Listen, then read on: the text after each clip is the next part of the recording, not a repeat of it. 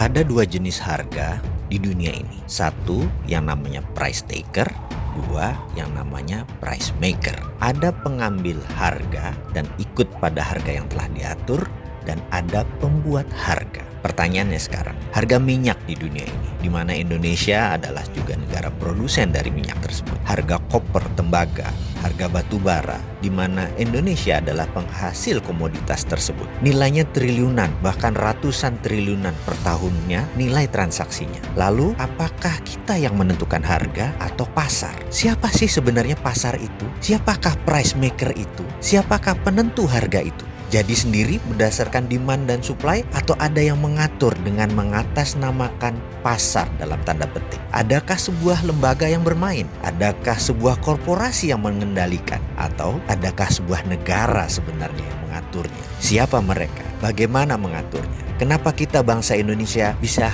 menjadi korban atau hanya sebagai price taker saja? Tidak bisa Indonesia menjadi price maker. Kenapa kita tidak bisa menentukan harga? Mengapa harga teh, harga tembakau, harga sawit CPO kita sebagai negara produsen kalah dengan pasar? Atau karena bursanya di Bremen, di negara lain, atau bursanya untuk CPO ada di Malaysia. Walaupun Indonesia penghasil CPO terbesar di dunia, kita menjadi tidak berdaulat karena bursanya bukan di Indonesia. Apa karena itu? Mengapa ke depan kita tidak menjadi price maker saja? Untuk menjadi negara berdaulat, harus ada yang Indonesia dominasi. Dengan adanya yang Indonesia dominasi, maka kita punya efek penggentar atau deterrent effect. Kita lihat peta dominasi dunia. Entertainment didominasi Hollywood, Amerika. Trading, perdagangan dan logistik lebih dari 60% didominasi oleh China. Militer didominasi oleh Amerika. Anggaran militer itu 1.000 billion, atau kalau seluruh dunia anggaran militernya dijumlahkan, termasuk China, Indonesia dan lain sebagainya, nggak ada apa-apanya dengan anggaran militer Amerika per tahunnya. Bisa bayangkan, jadi Amerika mendominasi militer.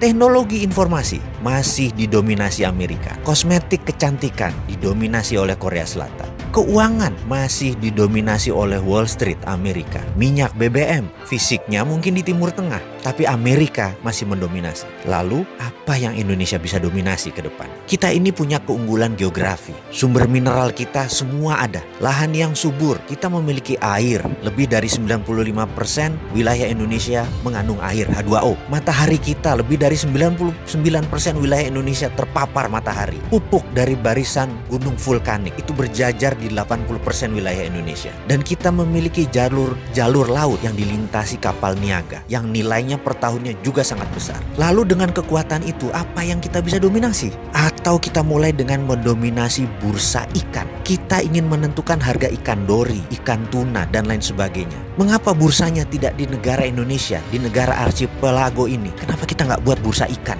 yang bisa menentukan harga ikan? Atau mengapa kita tidak menjadi negara penguasa food hegemoni? Kita mendirikan food estate di mana-mana, di banyak lahan di Indonesia yang masih kosong, untuk menjadi pangan dunia, lengkap dengan pengalengan dan pembekuannya. Mengapa kita tidak membangun bursa untuk mineral, logam industri, bursa tanah jarang? Sungguh Pak Pemimpin, mengelola negara kalau normal itu membosankan. Terkadang kita perlu sedikit gila untuk membangun bangsa ini. Itu baru namanya revolusi.